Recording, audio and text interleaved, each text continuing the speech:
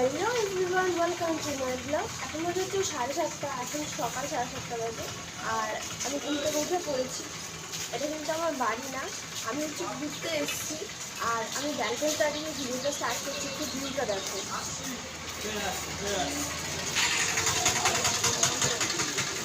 আমি ঘুরতে এসেছি, এতক্ষণে বুঝে গেছে আমি ঘুরতে এসেছি। আর কোথায় ঘুরতে এসেছি সেটা তোমাদের জানাবো আজকে আমার সারাদিনের ব্লগে থাকবে। আর তার থেকেও বড় কথা, আমি এখন ফ্রেশ হয়ে নিয়েছি, এখন যাবো চা খেতে। তো চলো। তো এভরিওয়ান, আমি চা খেতে বেরিয়ে গেছি। আর আমার না এই ফার্স্ট টাইম কোথাও ঘুরতে এসে এরকম রাস্তায় চা খেতে যাওয়া, তাও আবার এত সকালে। আর এখন বাজে সকাল 6:30।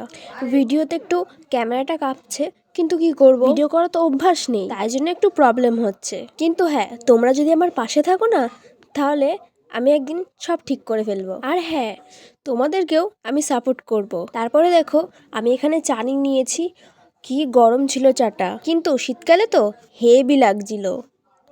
তো গাইস, ভিউটা কি দারুণ লাগছে সকালবেলা, হেভি লাগছে দেখতে, সিরিয়াসলি বলছি। তোমার তো একটা জিনিস আমি ফল দেখলাম, কি মানে এটা ডিসেম্বর মাস তো। ডিসেম্বর মাসে প্রায় কলকাতাতে ভালোই ঠান্ডা, কলকাতা কি সব জায়গাতে ভালোই ঠান্ডা পড়ে যায়। আমি ফার্স্ট টাইম দেখলাম কি দীঘাতে এত ভিড়, মানে এই যে রাস্তাগুলো দেখছো, আর একটুখানি পরেই না একদম পুরো জ্যাম হয়ে যাবে। আমি তোমাদেরকে ভিডিওতে দেখাবো। আর আমি বলছি নর্মাল ঠিক আছে, রাস্তাঘাটে এমনি ঘুরতে এসে শীতকালে এমনি ঘোরে, বাট দেখে সমুদ্রের মধ্যে সবাই নেমে স্নান করছে, এত পরিমাণে ভিড় কি বলবো না। আমি ফার্স্ট টাইম দেখা, খুব ভালো লাগে। এর আগের বারও এসেছিলাম গরমকালে, কিন্তু এতটা ছিল না। আর একটা কথা, হ্যাঁ, একটু পরে কিন্তু এখানে যতটা ঠান্ডা, এখন একটু ঠান্ডা লাগে, কিন্তু এরপরে এখানে এত রোদ পড়বে, এত পরিমাণে রোদ পড়বে কি গরম ঠান্ডাই লাগবে না, পুরো গরমই লাগে। তো এমনি তো যাবেই সবাই। তো যাই হোক গাইস, তো চলো। তো তারপরে দেখো, চাটা খেয়ে এসে এখানে একটু রাস্তায় হাঁটছি। আর এখানে এত সুন্দর সুন্দর পাথরের জিনিস, না কি বলে এগুলোকে জানি না, আমার তো খুব ভালো লাগছিল দেখতে। আর দেখো এই ঘরটাকে কি সুন্দর দেখতে। হ্যাঁ, আমি যেখানে যাই সেখানে কিন্তু আমি আমার প্রভুর ঠিক দেখা পেয়ে যাই, জয় বজরংবলী। তারপর দেখো, এখানে তারামারও দর্শন পেয়ে গেলাম। আর তারপর চলে এলাম আমি যে রুমে ছিলাম সেই রুমে। আর এই রুমটা ভালোই, কিন্তু এটা একটা প্রবলেম ছিল, যার কারণে এই রুমটা আমাকে ছাড়তে হয়েছে। আর এটা হচ্ছে ব্যালকনি, যেটাতে আমি দাঁড়িয়ে সকালবেলা ভিডিও করেছি। খুব সুন্দরই জায়গাটা। তো হোটেলের নামটা আমি কিছু বললাম না, কিন্তু যারা আসবে না এখানে একটু বুঝে শুনে দেখে তারপরে হোটেলে উঠবে। সিরিয়াসলি আমার সাথে যা হয়েছে না, আমি বলে বোঝাতে পারবো না। এর জন্য আজকে আমরা অন্য রুমে মানে অন্য একটা হোটেল দেখবো, ওখানে আমরা থাকবো। তো চলো এবার দেখাবো ব্রেকফাস্টে গিয়ে। আর ওই রুমটাও আমি দেখাবো, মানে যেখানে আমরা যাবো এরপরে সেখানটাই আমরা খেতে যাবো, ওইখানটা আমি তোমাদেরকে দেখাবো, ঠিক আছে? তো গাইস, আমি পুরো রেডি হয়ে গেছি, এই তো এরকম সেরেছি, ঠিক আছে? এখন ব্রেকফাস্ট করতে যাবো, তো চলো যাও। তো চলে এলাম ব্রেকফাস্ট করতে। আর তোমরা যদি ভেবে থাকো আমরা ব্রেকফাস্টটা আলাদা পয়সা দিয়ে কিনে খাচ্ছি, একদমই ভুল কথা। কারণ আমরা যে হোটেলে এখন উঠেছি সেখানে একজনের 450 টাকা করে একদিন। আর ব্রেকফাস্ট, লাঞ্চ অ্যান্ড ডিনার এই হোটেলটাই দিয়ে দেবে একদম ফ্রিতে। তো তোমরা যদি এই হোটেলে আসতে চাও, আমার সাথে কন্ট্যাক্ট করো। তো চলে এলাম এই রুমে। সত্যি বলতে এই রুমটা আগের থেকে অনেক ভালো ছিল। আর সব থেকে ভালো ছিল এই রুমের আয়নাটা। আমি ছাদে এসেছি, দেখো কি সুন্দর ভিউ।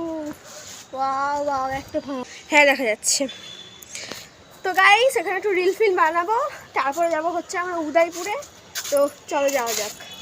তো গাইস, আমরা টোটোতে উঠে পড়েছি। আমি না ভিডিওতে সব কিছু প্রপার করে দেখাতে পারছি না, ঠিক আছে, কিন্তু তাও যতটা পারছি ততটা শেয়ার করছি।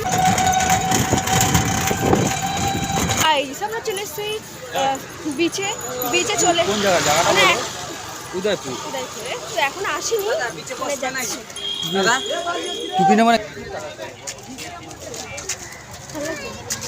দাঁড়া, আমি তো পড়িনি এখন।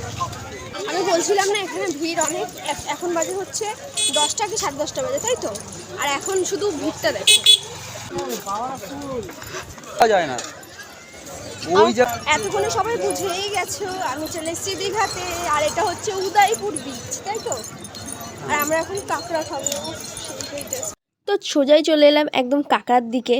আর দেখো, সমুদ্রটা দেখতে খুব সুন্দর লাগছে না? আর এখানে না এখন ঢেউটা কম আছে, কারণ এটা শীতকাল তো, এই জন্য ঢেউটা এত সুন্দর লাগছে না, কিন্তু দেখতে কিন্তু খুব সুন্দর লাগছিল।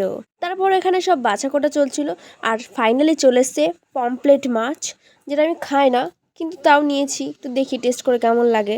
তো তারপরে দেখো গাইস আমি একটু টেস্ট করে দেখছি, ফ্রাই করা তো মোটামুটি ভালোই ওই লাগছিল। দেখো হচ্ছে তোমার নিউ দীঘা ওল্ড দীঘা ওইখানে, আর এই দেখো উদয়পুর, এই যে এইখানে উদয়পুর, ওর থেকে বলে আমরা হেঁটেই যাই কি।